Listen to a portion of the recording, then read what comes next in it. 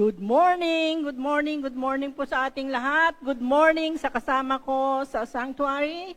Good morning din po sa kasama natin online. Praise the Lord. Wala na po ang bumibisita sa ating mga bagyo.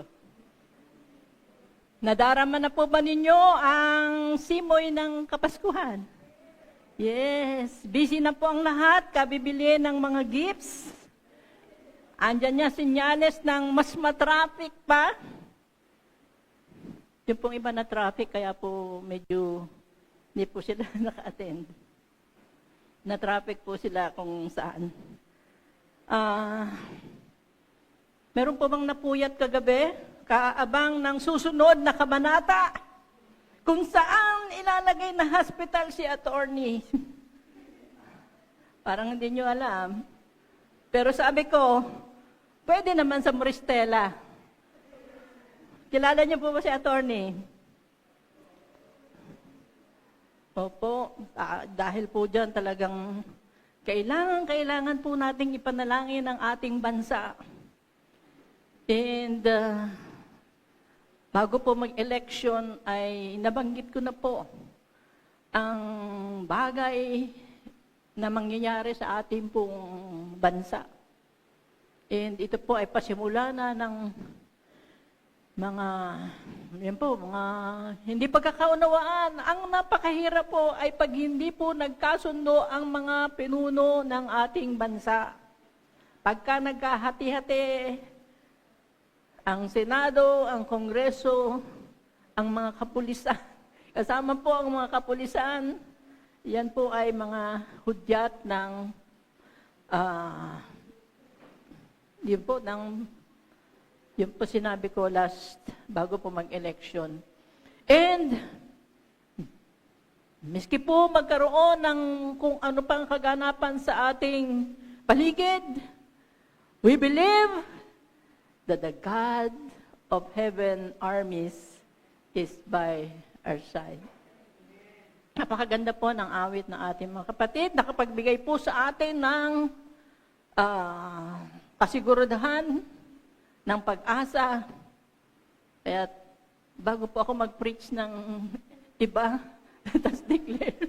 Parang gusto makapag-preach na ng iba. So let us declare Psalm 118 and 24. Today is November 24, 2024. This is the day that the Lord has made. Let us rejoice and be glad in it. Woo! Hallelujah! Hallelujah! Napakaganda po ng ating pananambahan at parang tapos na ang service sa kagandahan po ng ating pong presensya with the Lord at meron na nga pong iba na nakakita na ng vision. Salamat po sa ating Panginoon. So ngayon po ay ang huling bahagi ng ating serye para sa Psalm 24 at bigyan natin ng konting background. Ang Psalm 24 po ay isinulat ni Haring David noong ang Ark of the Covenant ay nabawi niya na kay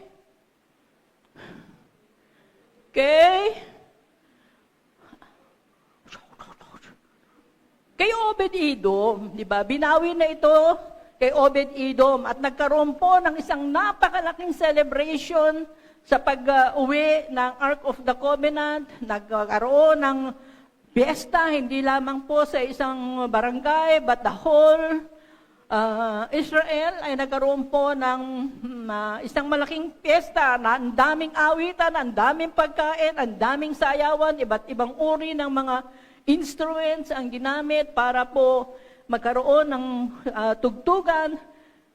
Kasama rin po dyan, ang escort pa lang po is 30,000 valiant men, able men, para maiuwi ang Ark of the Covenant. Iba pa doon sa mga priest na kasama na nag-o-offer ng sacrifices. So, napakalaki po itong isang selebrasyon. At nung si Haring David po ay tinatanaw, pinagmamasdan ang napakagandang senaryong ito, hindi po matanggal sa kanyang puso na tignan ito at nung kanyang tinitignan ang senaryo o ang tanawin na ito, ang kanya pong mga mata ay lumampas hanggang doon sa langit, sa luklukan ng ating Ancient of Days, ng ating Amang Diyos. Nanon po, at nang to ay nakita niya, nakita rin po niya ang tunay na King, the King of Kings and the Lord of Lords. Nakita niya ang King of Glory. So yun po yung pasimula nun. And sa verse 7, sasamahan po ninyo ako sa verse 7.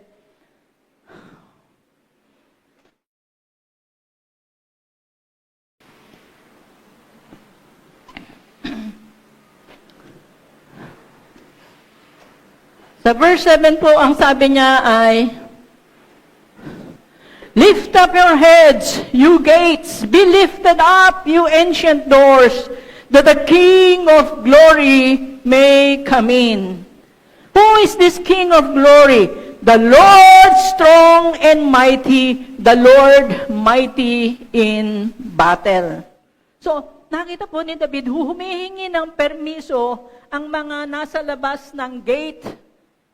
Kaya sabi niya, open the gates, no? Pero, hindi po ito kaagad binuksan dahil hindi nga nila makilala, hindi nila kilala kung sino yung tinutukoy na King of Glory. Hindi nila, sabi niya, sino ba yung King of Glory? Hindi nila makilala because of the dishonored and inglorious appearance of the King of Glory. Bagamat Jesus is in His glorified body, He is not like a glorified King. Kaya ang tanong nila, who is this King of Glory? So sumagot muli yung nasa labas. Sabi, the Lord strong and mighty, the Lord mighty in battle. Sino daw po ito? He is El Gibor Milkama. El Gibor Milkama, hindi natin alam, hindi natin kilala. So yung pong reaction ng mga gatekeepers, they were confused. Yet, we really do not know. Are they happy or sila ay confused, sila ay nagtatanungan, nag-inquire sa bawat isa, who is this King of Glory? Hindi sila makapaniwala. Kasi sa New Testament din po mayroong ganyang istorya in the book of Acts. Minsan po si Pedro ay nailagay sa bilangguan. Nung nailagay siya sa bilangguan, may balita that he will no longer hindi na siya makakalabas, hindi na siya mabubuhay. So ang kanyang mga kasamahan ay nagsama-samang mag-prayer vigil sa bahay ni Mary, the mother of John. So yung gabi na yon, nananalangin sila, prayer vigil sila, they were asking for God's deliverance. And in Acts chapter 12 and 13, sabi po dito, nang si Pedro ay kumatok sa pinto, lumapit si Roda. Akala ni Roda si Rigor. So, lumapit si Roda na isang katulong upang tingnan kung sino iyon. Nakilala niya ang tinig ni Pedro. Dahil sa tuwa ay tumakbo siyang papasok sa bahay na hindi pa nabubuksan ang pinto at sinabi sa lahat na si Pedro ay nasa pintuan. So, bumukas si Roda, hinanap ang liempo, tuwang-tuwa siya, bumalik siya, hindi niya nabuksan. Bumalik siya at ikinuwento sa mga kasamahan niyang nagpe-prayer. Sabi niya, andyan si Pedro. Kaya, nung sinabi niya yon sa 16 and B, sabi, nang buksan nila ang pinto, nakita nga nila si Pedro at hindi sila makapaniwala. So, totoo naman po yan na kumisan sa maraming excitement, sobrang tuwa, nakalimutan. Marahil po ganun ang nangyari sa mga gatekeepers, no? Natuwa sila, the King of Glory is coming. Pero who is this King of Glory? Siya daw yung strong and mighty. Hindi po nila alam. Kaya't muli po, dun sa labas, siguro sabi, ang tagal namang magbukas. Muli po, in verse 9, sabi po, ng mga angels dun sa labas, sabi niya, lift up your heads, O you gates, even lift them up, you everlasting doors, that the King of glory shall come in. Sagutan naman sila, who is this King of glory? The Lord of hosts, He is the King of glory. Sela. So tanong na naman po mga gatekeepers, sino ba siya talaga? King of Glory. Ha? He is the King of Glory. Kanina, sabi na siya ang King of Glory. He is El Gibor Milkama. But this time, ang sabi nila, who is this King of Glory? He is the Lord of Hosts. He is the King of Glory. Yung sinagot nila, buksan ninyo. Buksan ninyo dahil ito ay ang Lord of Hosts. Kanina, buksan ninyo dahil pumapasok ang isang matagumpay na mandirigma. But this time, hindi na yung matagumpay na mandirigma. Ito na yung Panginoon ng mga hukbo. The Lord of Hosts. Siya ang hari ng kaluwalhatian. So, siya ang Panginoon ng mga hukbo. Alam niyo po ba yung hukbo? The Lord of Hosts is the King of Glory. Sa NIV, ito po kasi ay King James. Sa NIV, pag binasa po natin yon, sasabihin doon, who is this King of Glory? The Lord who is Almighty God. The Almighty God. So pag sinabi, the King of Glory is the Lord of Hosts. Sa NIV, He is the Almighty God. Meaning to say, the Lord of Hosts and the Lord Almighty is one and the same. Iba lang po ang translation. Because the Lord God Almighty is the Creator of heaven and earth. And the Lord of Hosts is also the Lord of heaven and earth. This time, ang sinasabi, this is His name, the Lord of Hosts. Nung last Sunday, pinag-aralan natin, this is what He has done. He is the strong and mighty. Mighty in battle. Ito yung kanyang ginawa. Now, this time, this is His name. He is the Lord of Hosts. He is the Lord Almighty. And pagka nakita po natin yung Lord sa pagbasa po na naka-capital letter, ibig sabihin po niyan, Lord is Yahweh. And host is Sabaoth. Sa ating pong inaawit po natin, sa isang awit natin, Sabaoth or Sabaoth. Ibig sabihin, host. Sa Tagalog, hukbo. In other translations sa English, it is army. Ang bawat bansa po ay may kanya-kanyang hukbo o mga army. Napakahalaga po, meron po tayong mga hukbo. Dahil ang mga bansa po, lahat ng bansa, ay may kanya-kanya pong kinahaharap na digmaan. Katulad po ngayon, hindi naman po nalilingid sa kaalaman natin na ang Ukraine and Russia ay matagal na, ilang taon na rin ang kanilang digmaan.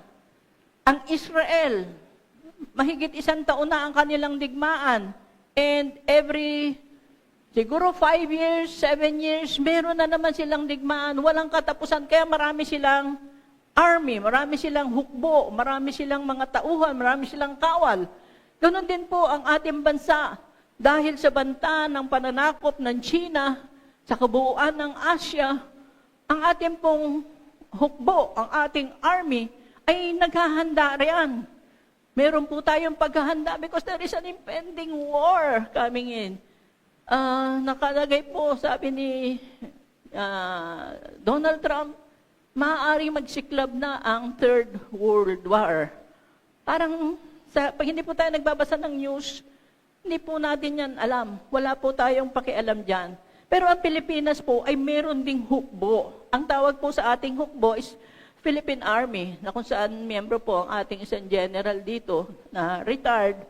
At ang tawag po sa Tagalog ng Philippine Army ay Hukbong Katihan ng Pilipinas. Alam niyo po ba yon? Hukbong Katihan ng Pilipinas. So ang mga kawal po ng Hukbong Katihan ng Pilipinas ay narito at handang magtanggol sa bansang Pilipinas sa oras ng pangangailangan kapag may digmaan. At minsan po, miski hindi pa tayo miyembro ng hukbo, bigla po silang tumatawag dahil po kung meron ng angyera. No? So, sa Korea yata, mandatory at age 18? age 21, sila po ay papasok sa isang malaking training.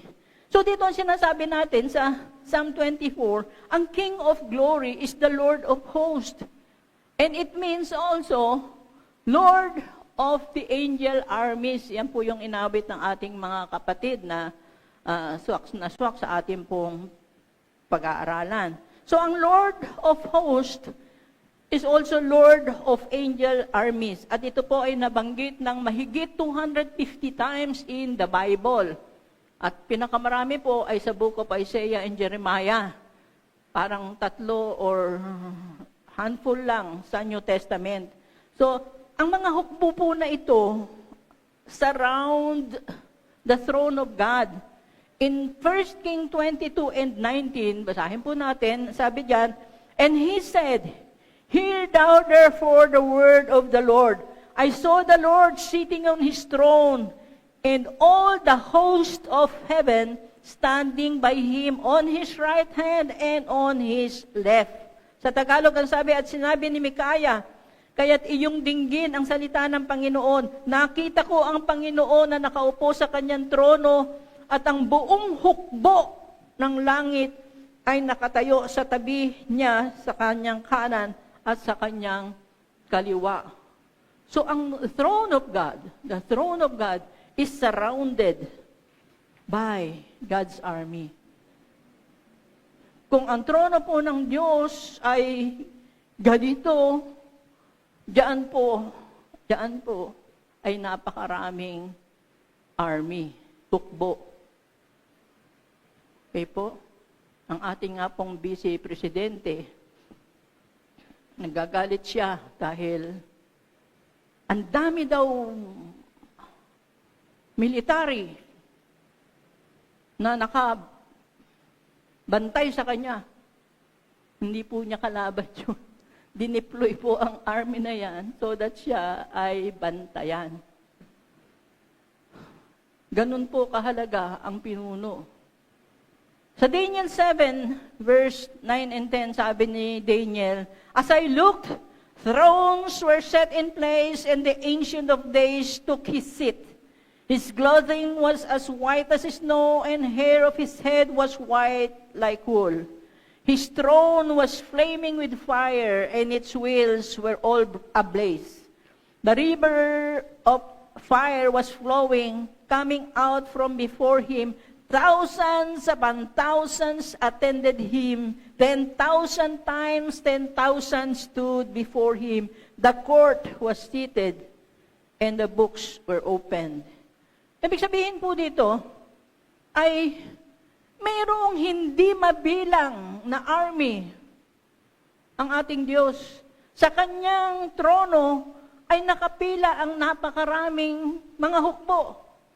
And dito po sa sinasabi ni Daniel, nung makita niya ang throne, na kung saan idinidescribe niya kung kaano kadami ang angels, ay ang kanyang army, sabi, thousands upon thousands, 10,000 times 10,000. Sabihin lang po niya, hindi na ito mabilang. Bakit po hindi?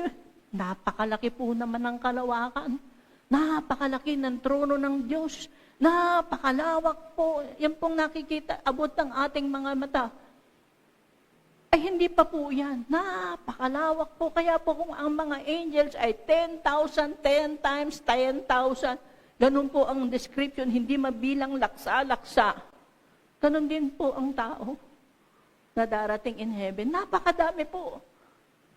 Ang heaven is so vast. Pagkalaki-laki, pagkalawak-lawak. Kaya po ang ating Lord ay nag-iintay po sa pupuno ng heaven, sa darating doon sa heaven. Iniintay pa po niya ang marami pa niyang mga anak na tutungo sa kanyang tahanan. O hindi po mabilang ang mga armies na ito. At ganito po idinidescribe ang paligid lang ng trono ng Ancient of Days. At ang title niya, The Lord of Hosts. Siya yung pinakapinuno.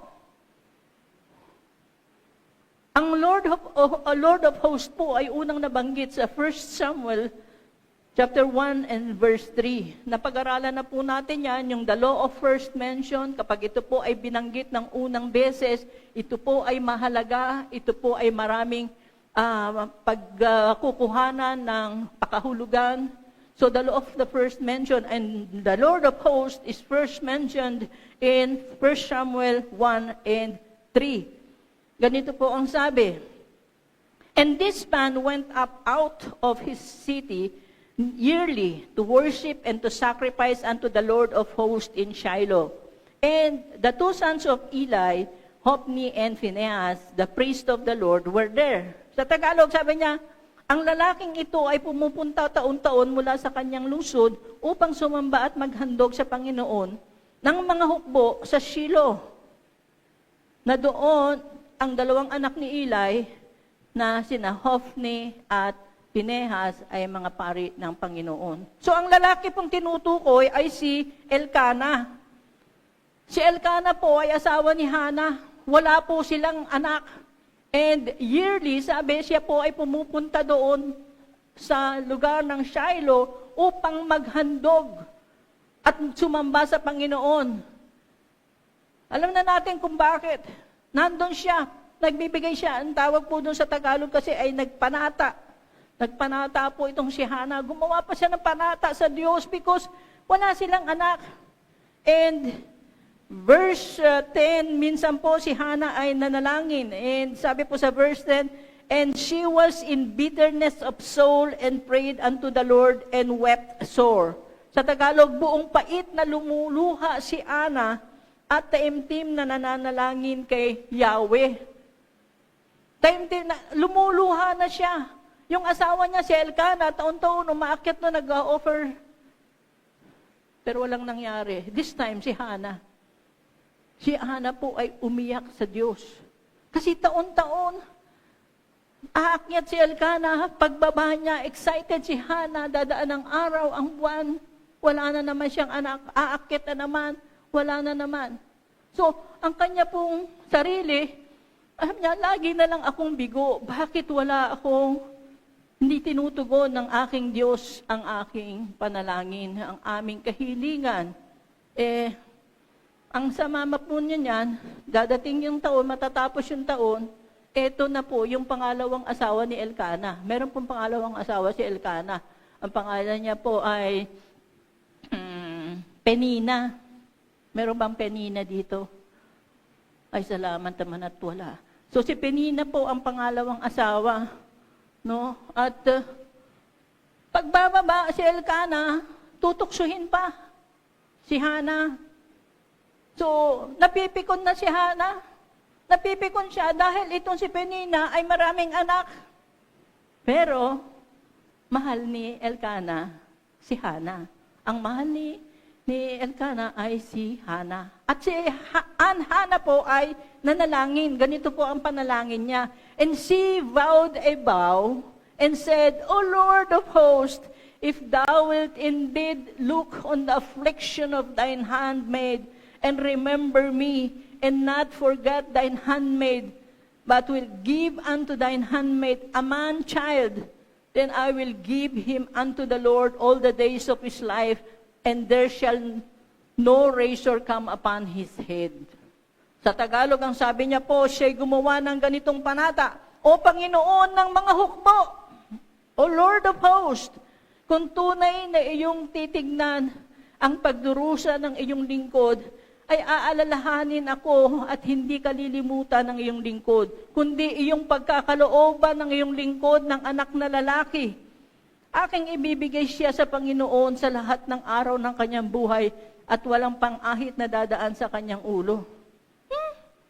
Nung nanalangin si Hannah, sa verse 10, nakita natin, ipinakikita niya kung paano ako masyadong lumuluha na sa iyo, na napakapait na luha ang ibinibigay ko sa iyo, Panginoon, para maramdaman ng Diyos ang kanyang pagdurusa. Sabi niya, ang pait ng aking luha. So mataimtim siyang nananalangin. Hindi niya sinabi sa Lord, "O Lord, na mahabagin." But we know that the Lord is mahabagin. "O Diyos, na ikaw na Diyos ni Abraham, Isaac at Jacob. Hindi po siya tumawag doon. Hindi niya sinabi, O Diyos ng himala. Bagamat kailangan niya ng himala.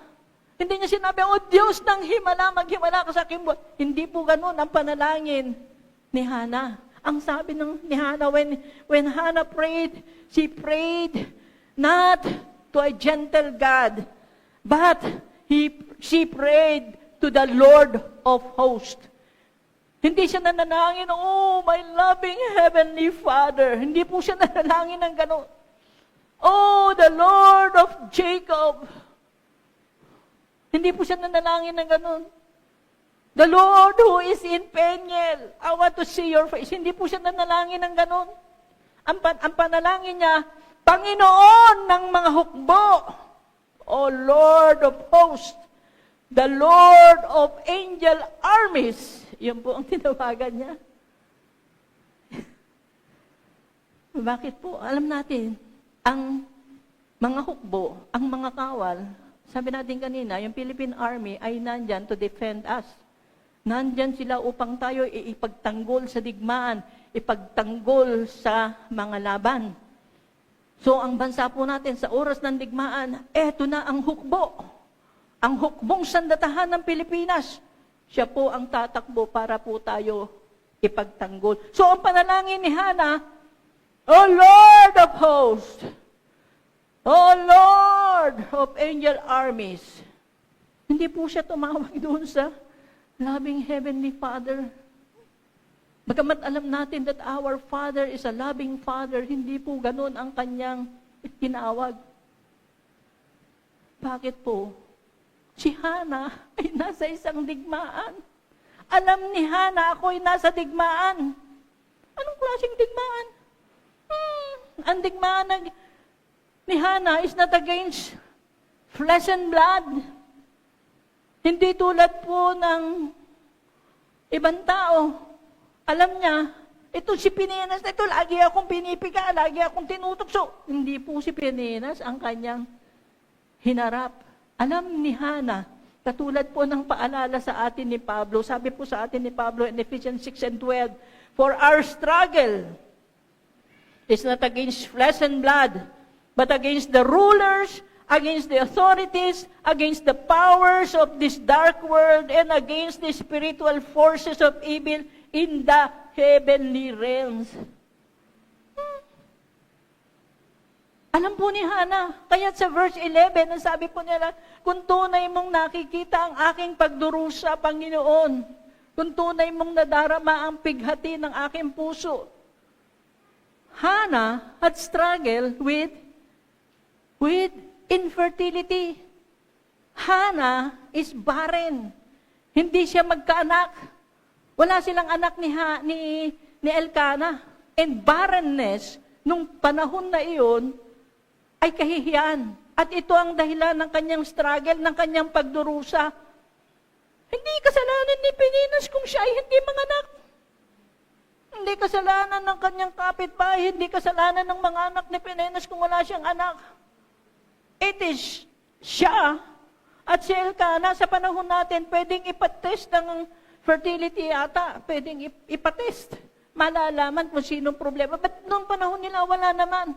Sabi ni Hannah, ito po yung aking struggle, ito yung aking problema. Ako po, sabi niya, is in a spiritual battle. Nasa spiritual battle siya. It is not against flesh and blood. It is not against Peninas. Minsan po tayo pong mga tao, pagka may mga tao po tayong inaasar po tayo, totoo naman yung inaasar sa atin. Tinutokso ka dahil nakikita po naman nila. Abay, nagagalit po tayo dun sa tao at yung tao gusto nating mag-get even. Ganun po ang tao. Dapat alamin natin ano bang problema. Ba't ba niya sinusukol sa akin ng ganito? Sino bang may problema? Eh di, siya. Dahil siya hindi makapanganak. Alam natin in Psalm 127:3 at ito po yung theological foundation ng Spring Christian School. Psalm 127:3 ang sinasabi ay, Very good, very good. Children are a gift from God. Taga-spring nga kayo. Children are a gift from God. Pakisabi sa katabi, you are a gift from God. Yes. Bakit? Gift po kayo. Sabi ng nanay, ba't naman po ganito ang gift? Yung anak nyo, ang precious gift from God. Di ba? Kaya po yung magkaka-baby, gift po yan ng Panginoon. Isa pong regalong napakaganda galing sa Diyos. So nanalangin si Hannah. Hindi po nanalangin si Hannah ng thanksgiving. Thanksgiving prayer. Hindi po siya nanalangin ng petition prayer. Hindi po siya nanalangin ng healing prayer. Hindi po siya nanalangin ng ganun. Ang panalangin po ni Hannah ay yung kinakaharap niyang digmaan. I know I am in a spiritual battle. And the battle is the Lord's. It is not my battle. Naunawaan po yan ni Hannah. Kaya kung minsan po, pag mananalangin tayo, kailangan alamin natin ano ba yung ating ipinapanalangin. Is this a spiritual warfare? Kaya hindi po natin matanggap ang ating ipinapanalangin. Alam ko marami po sa inyo nananalangin na taon na. Hindi naman po since birth. Di pa kayo marunong mag-pray na. Nananalangin kayo taon na pero hindi pa dumarating sa inyo. Because hindi pa ninyo alam ang panalangin. Pag tayo po ay nakakilala sa ating Panginoon, unti-unti po tayong lumalago sa pananampalataya, sa kaalaman sa Biblia, unti-unti po tayong natututo sa Diyos, at unti-unti din po lalo na yung panalangin. Dito si Hannah, ang maganda sa kanya, yung kanyang prayer ay prayer ng warfare prayer. Bakit warfare? Bakit alam niya? Tinawagan niya, the Lord of Angel Armies. Alam ko, you are the commander of warring armies. Alam ko na isang command mo lamang. Susunod, ang laksa-laksa mong anghel para ako ay tulungan. Taon-taon po, alam ni Hannah, papanik doon si Elkanah sa lugar. Mag-o-offer ng sacrifice, sasamba sa Panginoon. Pagbaba niya, wala na naman. Diyan siya pumupunta. Pumupunta siya doon sa lugar ng Shiloh para mag-offer ng sacrifice. Umaakyat pa siya. Aakyat siya doon.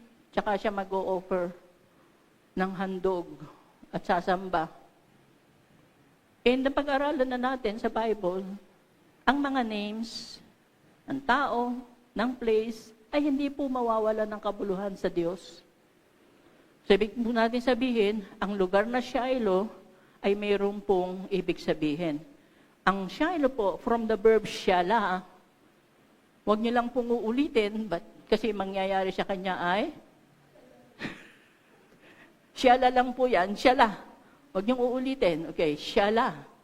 To extract or be at prosperous rest. Nadinig na naman po natin yung word na rest. So sa Shiloh, pag umakyat ka, dapat ay may mayamang kapahingahan. Pag akyat mo sa Shiloh at naghandog ka at sumamba ka sa Diyos, dapat pagbaba mo, you are at rest. Dahil galing ka sa isang mayamang kapayapaan na dapat ay nakuha mo. However, pagbaba ni Elkanah, nakasalubong niya na si Hannah, they are now stressed. Ano kaya sasagutin na ni Lord ang ating panalangin? Ano kaya this time pwede na? O ano kaya? Na-stress sila. Dahil ang gusto po natin sa Diyos ay tila baga, may vendo pa ba ngayon? May vendo pa. Nung araw po kasi sa amin, vendo. Maghulog ka lang ng coins na kailangan and babagsak doon yung kung ano yung pinindot mo. So ngayon po, meron pang ganyan. Gusto natin sa Diyos ay parang vendo. Vendo machine. na pag sinabi natin, parang genie, your wish is my command. Gagawin na po ng Diyos. Remember that God is molding us, training us into His image and likeness. And one quality is patience. Gusto po sa atin ng Panginoon ang quality na yon. Pero pagdating po ni Elkanah, sasabihin niya kay Hannah, ayun, nalulungkot na naman sila dahil stress na sila. Kailan ba tutugunin niya? Taon-taon nandiyan tayo and yet wala pa rin. But this time, nabuksan po ang kaisipan ni Hannah. Nabuksan ang kanyang kaisipan. Sabi niya, susuko na ako. Panginoon, susuko na ako. Sumuko siya. Hindi po kay Peninas. Sumuko siya sa Diyos. Sinabi niya kay Lord, "Oh, Lord of hosts, o Panginoon ng mga hukbo." Alam niya, hindi ko kaya ang laban na ito. But I know the battle is yours. Sa iyo, hindi sa akin ang battle, hindi sa akin ang labanan. Kasi kayo lamang po yung Lord of angel armies. Kayo lamang po ang may hukbo na napakarami. So hindi niya tinawag si Jehovah Rapha. Wala naman siyang sakit. Yung kanyang barrenness ay hindi sakit. Hindi niya tinawag si Jehovah Jireh. Hindi niya kailangan ng financial or ano pa mang support from the Lord, provision from the Lord. Hindi niya tinawag. Though the Lord can provide something for you, maaaring ang anak, but this time, alam niya, hindi siya tumawag, "Oh, Jehovah Shalom." Hindi niya kailangan ng peace. Kailangan niya magkaanak, and this anak ay nahahadlangan because I am in a spiritual battle. Kaya tinawag niya, "Oh, Lord of hosts, Lord of angel armies, ang Panginoon ng mga hukbo." Ako po ay nandoon sa isang spiritual warfare. Dapat po alam natin yung ating kalagayan, yung ating pangangailangan sa Diyos. So, yan po, sa Ephesians 6 and 12. Ay, hindi po. Sa Joel 2 and 11, pakipunta po natin sa Joel 2 and 11. "And the Lord shall utter His voice before His army, for His camp is very great, for He is strong that executeth His word, for the day of the Lord is great and very terrible, and who can abide it?" Sa Tagalog sabi, pinatutunog ng Panginoon ang kanyang tinig sa unahan ng kanyang hukbo, sapagkat ang kanyang hukbo ay napakalaki. Siya na nagsasagawa ng kanyang salita ay makapangyarihan, sapagkat ang araw ng Panginoon ay dakila at nakakikilabot. Sinong makatatagal?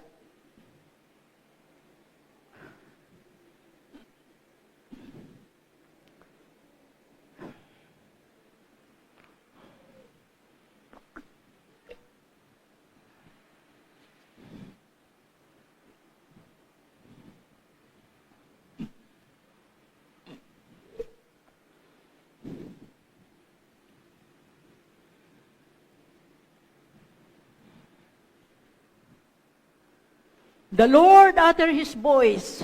Alam ni Hannah that God can command His army. God can give an order to His army.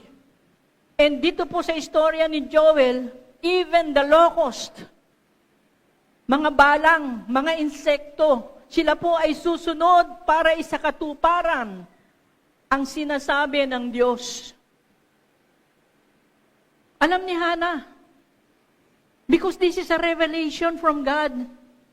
Minsan po pag tayo ay dumadaan sa hamon ng buhay, madali po tayong matakot. Madali po tayong sumuko kaagad.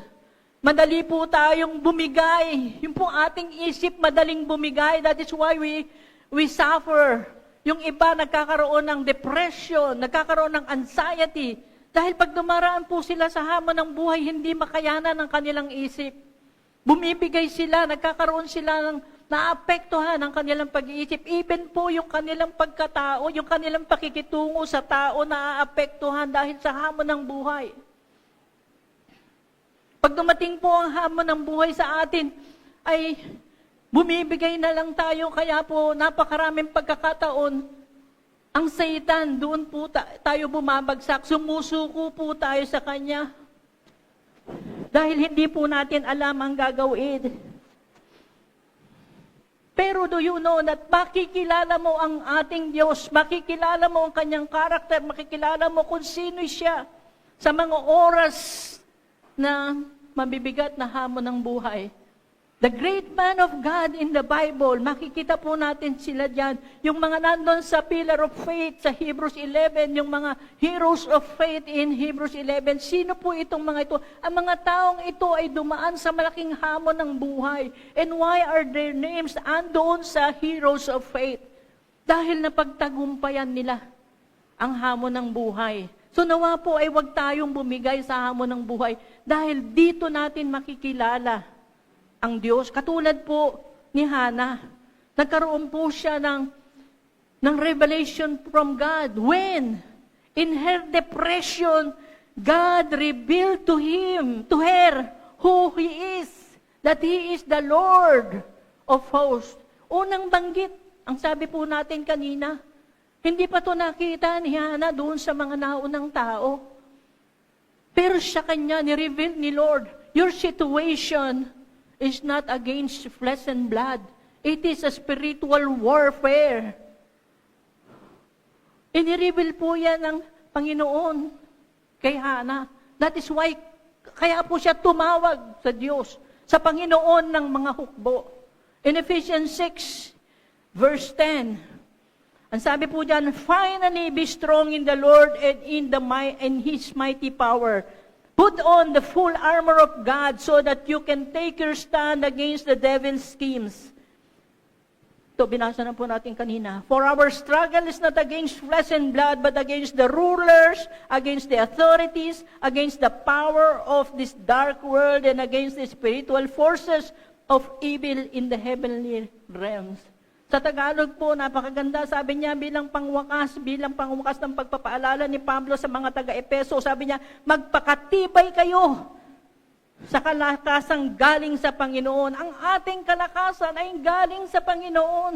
Ang ating kalakasang pisikal, kano man kalaki ang iyong mask, ano man kalaki ito, bibigay at bibigay ka, hindi mo makakayanan. But, ang sabi po dito, ang kalakasang galing sa Panginoon at sa kanyang dakilang kapangyarihan.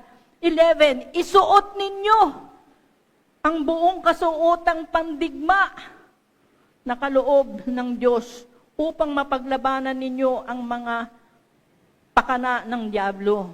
Sapagkat hindi tayo nakikipaglaban sa mga tao, kundi sa mga pinuno, sa mga may kapangyarihan, sa mga tagapamahala ng kadilimang umiiral sa sanglibutang ito, sa mga hukbong espiritual ng kasamaan sa himpapawid.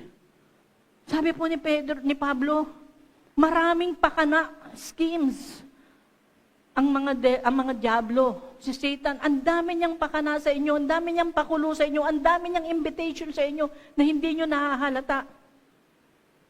Marami siyang ipinakikita sa inyo na kayo'y tila si Tweety Bird. Sunod-sunod na lang. Pag ipinakita ang something sa inyo, maaring matukso kayo, mainggit kayo, magnasa kayo. Pero ang sabi po ni Pablo sa atin, magpakatatag po tayo at isuot natin ang kasuotang pandigma. Bakit po? Itinuturing po ni Pablo na tayo ay nasa digmaan, tayo ay mga mandirigma, hindi po tayo mga babies, hindi po tayo mga toddlers, hindi po tayo mga preschoolers in the kid zone. We are in the war zone. Tayo po ay nakikipagdigma, hindi lang kita ng ating mga mata because our eyes is natural, but if we will open our spiritual eyes, then we will see the schemes of the devil. Because the devil is the God of this kadiliman. If we will only open our spiritual eyes, makikita po natin yan. Yes, we are in the natural, flesh and bone. Tayo po is in the natural, but tayo rin po ay nandun sa spiritual. Hindi na lang po tayo ay natural man, but we are also spiritual man. Because we have been born again, born in the Spirit. At hindi po natin alam yan. Pinaalala po sa atin ni Pablo, tayo po ay nasa war zone. Nakikipagdigma po tayo, kaya kailangan po laging nakasuot sa atin ang pakikipagdigma. Paano tayo makikipagdigma sa mga pinuno? Sa mga kapangyarihan, sa mga tagapamahala ng kadilimang umiiral sa sanlibutan ito? Paano tayo makakalusob sa kanila? Sa mga hukbo ng espiritual ng kasamaan na nasa sa himpapawid, paano natin lalabanan yan? Pinapaalala po sa atin, our struggles are not against flesh and blood. Hindi po mga taong nanunukso sa inyo, hindi po yung nanay mo na nangungulit sa iyo, hindi yung anak mo na nangungulit sa iyo, hindi po yan ang kalaban natin. Ang kalaban po natin ay yung mga namamayani sa kadiliman, sa himpapawid. Hindi po natin kaya yan. Kung ako lang hindi ko kaya, miski magsama-sama tayo, hindi natin kayang lipunin, hindi natin kayang labanan ang mga kapangyarihang yan. Hindi po natin nakikita, hindi po natin sila nakikilala. Kaya kung minsan sunod-sunuran na lang po ang mga taong nandun sa natural mind, nandun sa nakakakita in the natural. Napakaganda po ang sinasabi sa atin na tayo ay mayroong Panginoon ng mga hukbo. Katulad ni Hannah, tumawag tayo sa Panginoon ng mga hukbo, sa Lord of Angel Armies. Hindi po man natin nakikita ito, pero nakikita sila ng ating Diyos. Hindi po man natin sila nakikilala, pero nakikilala sila ng ating Diyos. At isang tawag lang po natin sa ating Amang Diyos.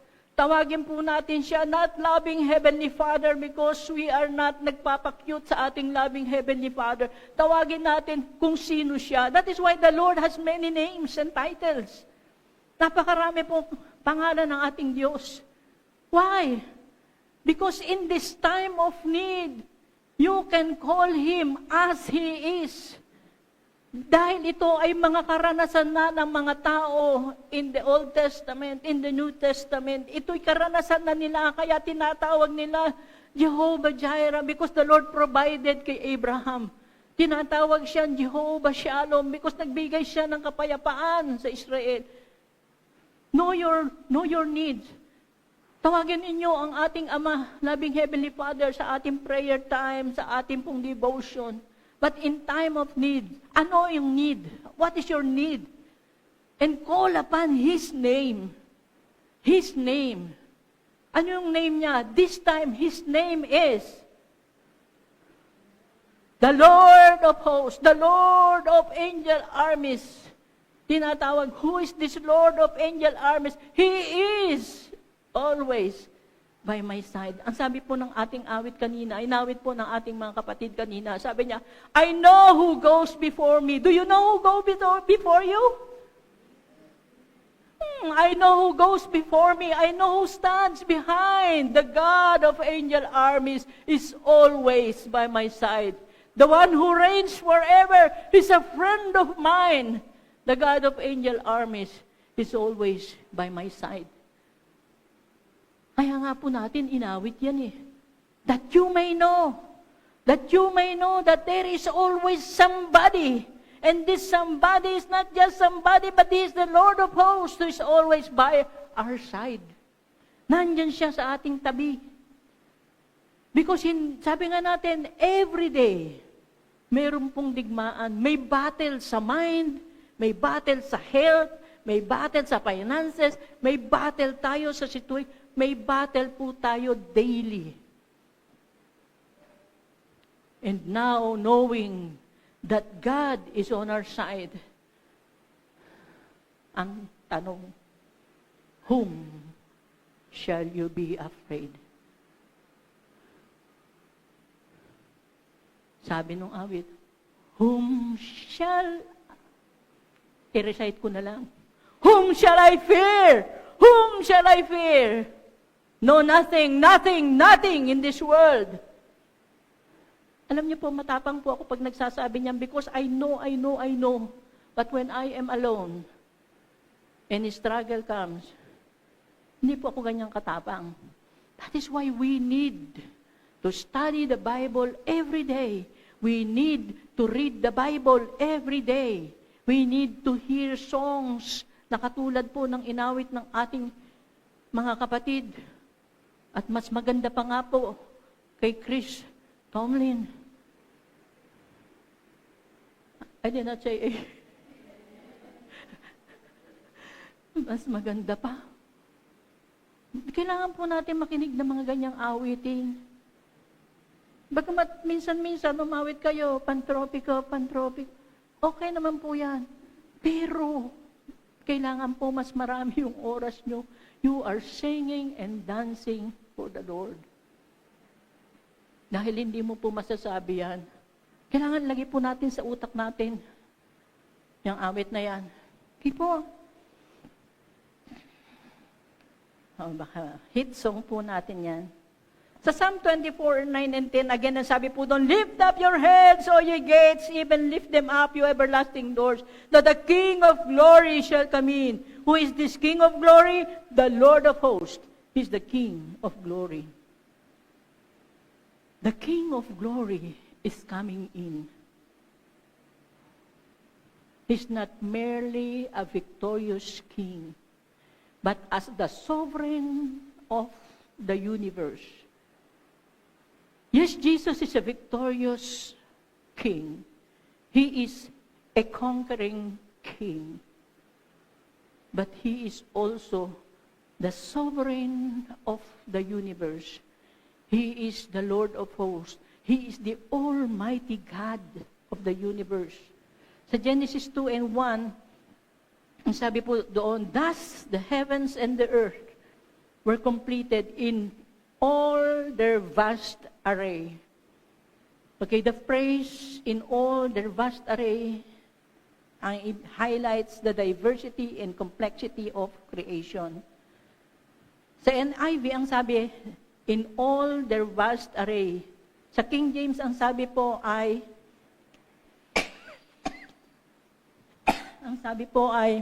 Lord of hosts or host. At ang ibig niya pong sabihin ay, it is often used to describe organized groups such as armies, celestial bodies, yung buong kalawakan, stars, moons, even the ecosystem of the earth. Yan po ang sinasabing host. Yung sinasabing His vast array. Yun po ang kanyang pinagkakalooban, nakukomprise, ito po yun. Wala pong hangganan ng ating Diyos. Hindi pa po natin nakita ang maraming bansa sa daigdig. Hindi pa po natin nakita ang itsura ng earth from afar. Hindi pa po natin nakita ng malapitan ng moon. Sa Google lang po. Pero, pag tinignan po natin, sabi natin, billions and billions of stars ang meron po. Ano po kalawak yan? Hindi po natin yan kayang i-describe. At iyon po ang ating Diyos. Muli ang sabi po sa Psalm 24:9, sabi doon, who is this King of glory? The Lord of hosts, He is the King of glory. Selah. Selah. Yung pong word na Selah ay, ewan ko, sabi po ng maraming mga references na aking tinignan ay, hindi po nila ito tunay na ipaliwanag kung ano ito. But sabi nila, maaaring ito, ang ibig sabihin is to pause, to reflect, or think about that. Parang ganun po ang sabi. Now, So, kung ang salita pong sela is to pause, stop muna tayo, pag-isipan natin, pagmuni-munian natin. Tapos po natin, verses 1 to 10.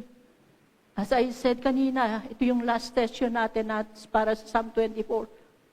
Tapos na tayo, sela. Ang sela po ay matatagpuan in verse 6 and then verse 10. So verse 1 to 6, sabi doon, sela. Pag-isipan ninyo yan.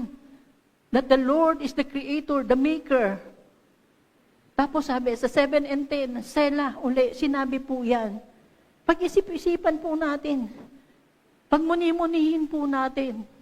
Ako po, ang ginawa ko, binilikan ko po ang ating lesson mula January hanggang itong lesson na aking inihanda for today.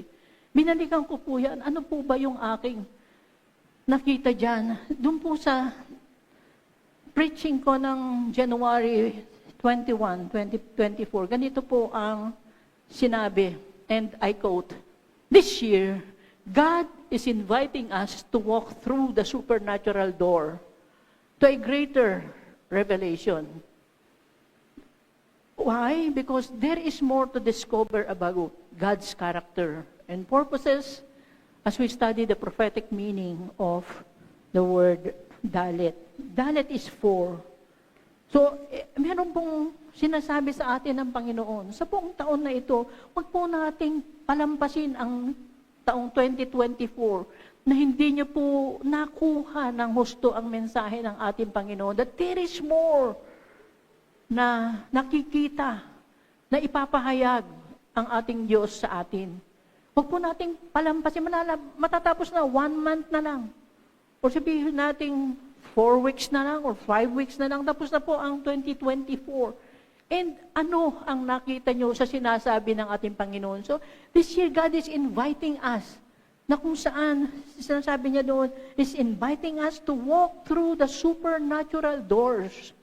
Doors, hindi naman po ito exclusive one, but doors, napakarami po. Nakita po ba natin ang God's character? Nakita na po ba natin ang prophetic meaning? Nasabi po doon sa prophetic meaning ng dalet is to ascend, to look up, and to go through supernatural doors. Ang title po natin ng January 21, 2024 ay sabi, could this be the year? Yun po yung title natin. That is a question. Could this be the year of what? Can you fill in the blank? Base sa pinag-aralan natin? Could this be the year of His coming? The Lord is coming very, very soon. At sa Psalm 24 po, ay 2 beses humihiling ng entry ang ating Panginoon. Lift up your heads, O you gates, that the King of glory may come in. Lift up your heads, lift up the gates, lift up the doors, that the King of glory may come in. 2 beses niya po sinasabi, He wants to come in. At akin pong napagmuni-munian, akin pong sela, nagsela po ako. At sa sela kong iyon, parang ang sinasabi po ng ating Panginoon, nasa ating mga believers ang pagbubukas ng gates and doors so that the King of glory may come in. Do you want the King of glory to come now? Lord, nabi pang appointment. Meron pa pong Christmas party. Meron pa pong Christmas party. Meron pa pong gift giving. Meron pa pong exchanging gift. Meron pa. Ang dami ang pang schedule. That is why parang ayaw pa natin.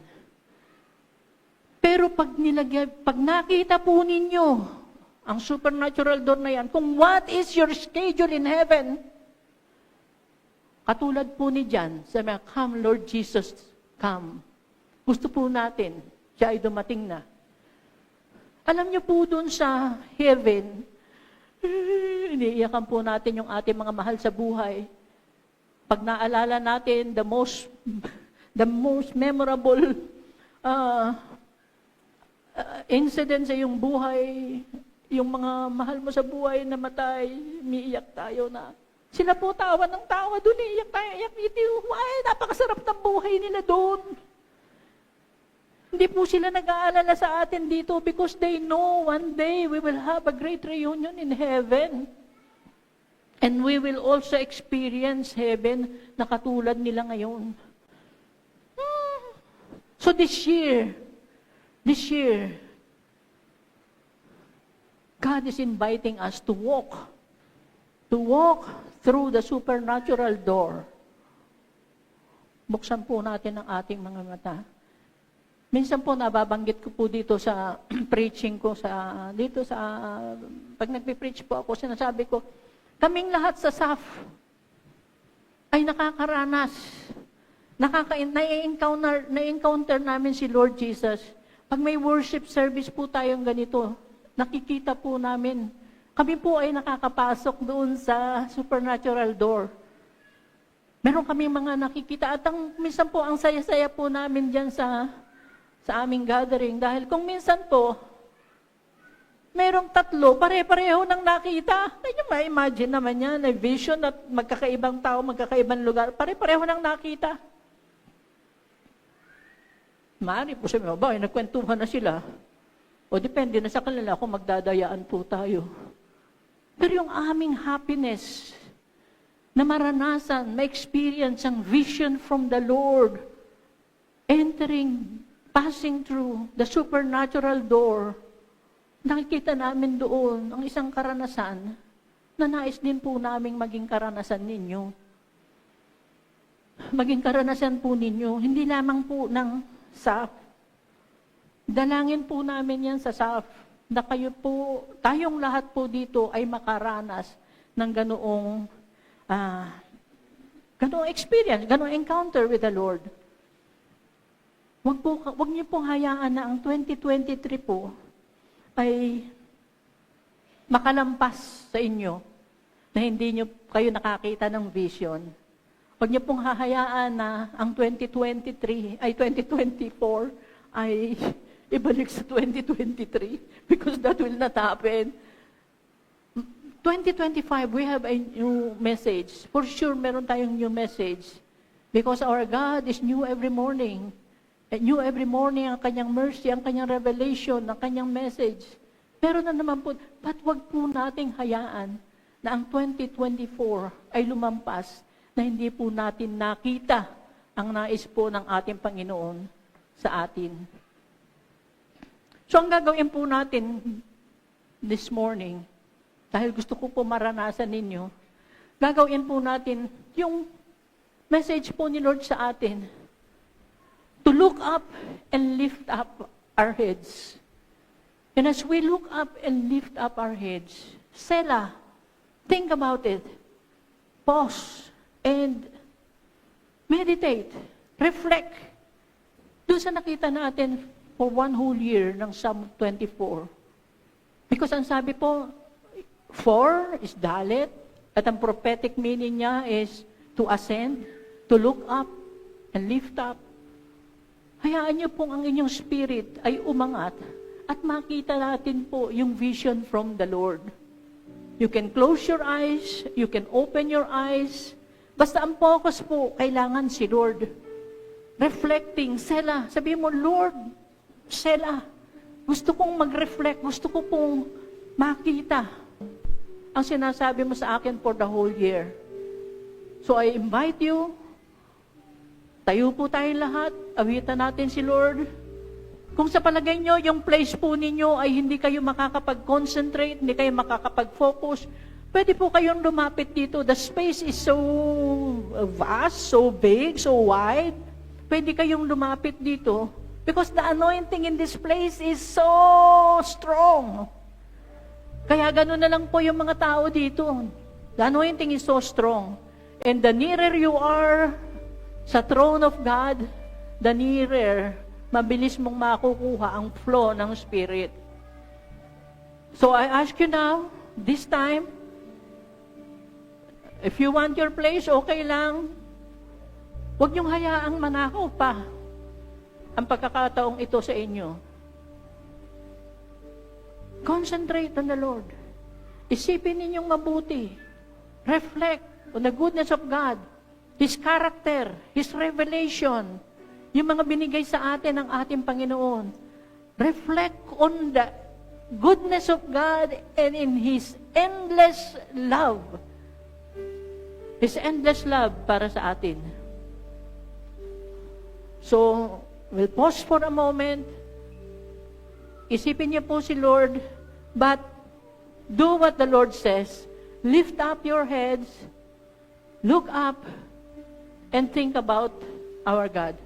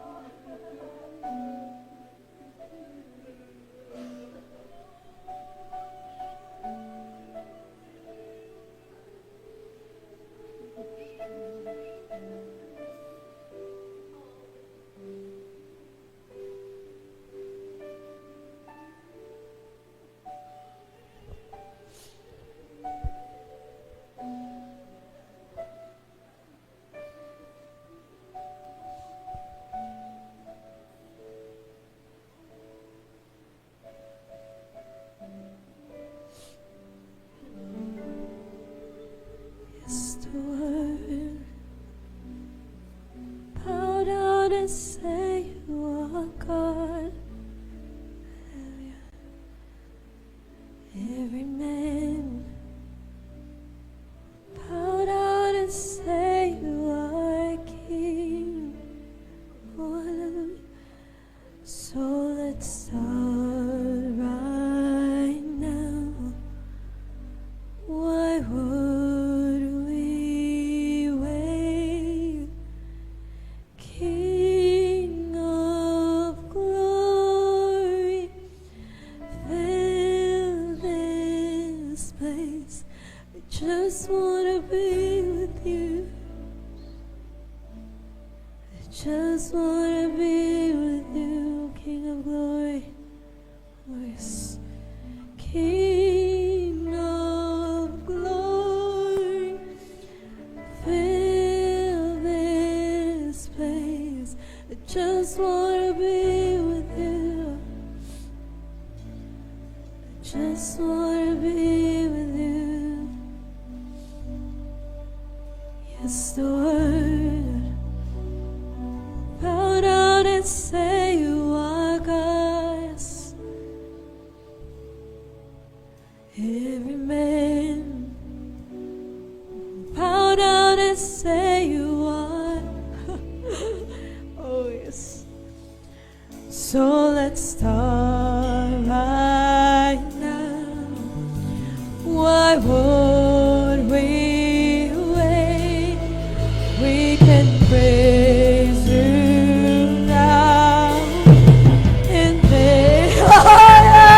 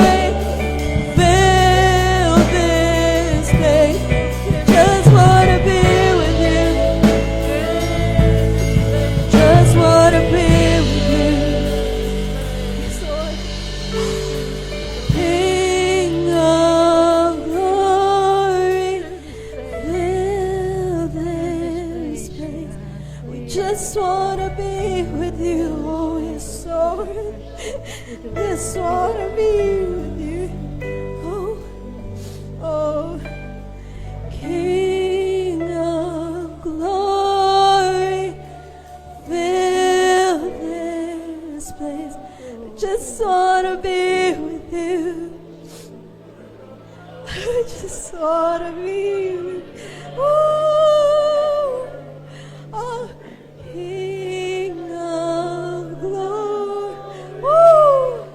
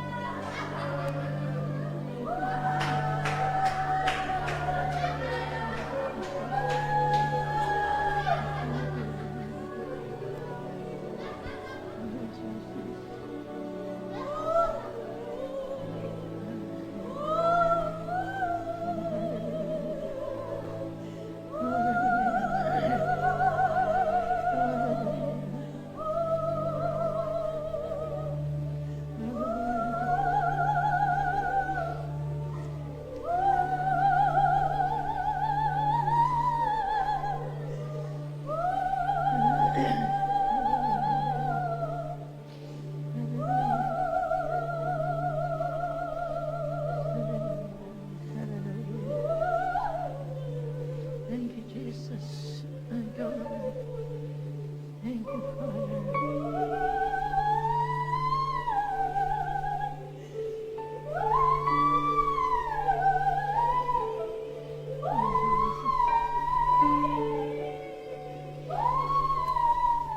Hallelujah. Thank you, Lord. We bless you, Father. Bless you, Jesus. Hallelujah. Hallelujah.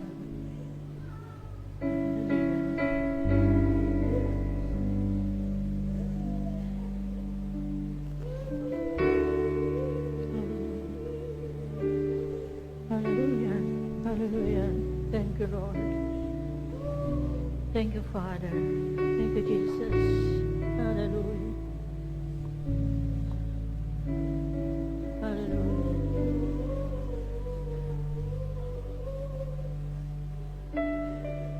Hallelujah. Thank you, Lord.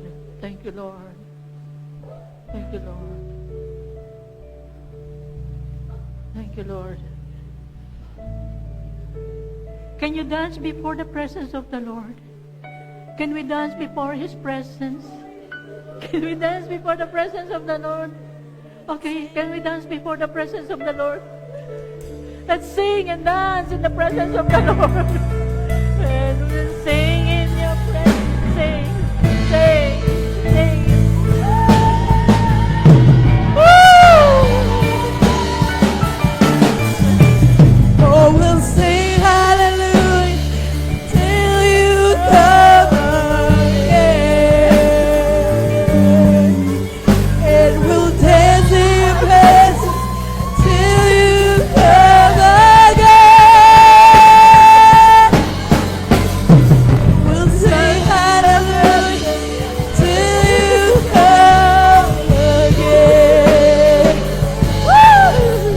And we'll dance in your presence till you come again. Oh, we'll sing your presence. Oh, we'll sing your